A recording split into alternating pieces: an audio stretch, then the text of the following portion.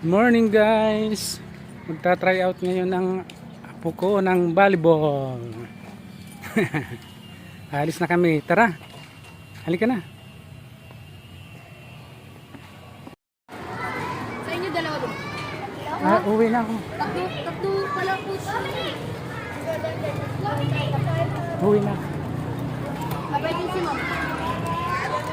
Ayan na yung mga kasama niya, magpa-practice ng volleyball.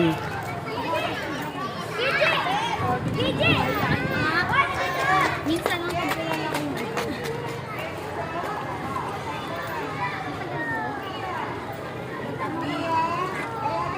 Hihintayin muna nilang makalabas ang mga kinder na estudyante bago sila mag-start ng kanilang practice.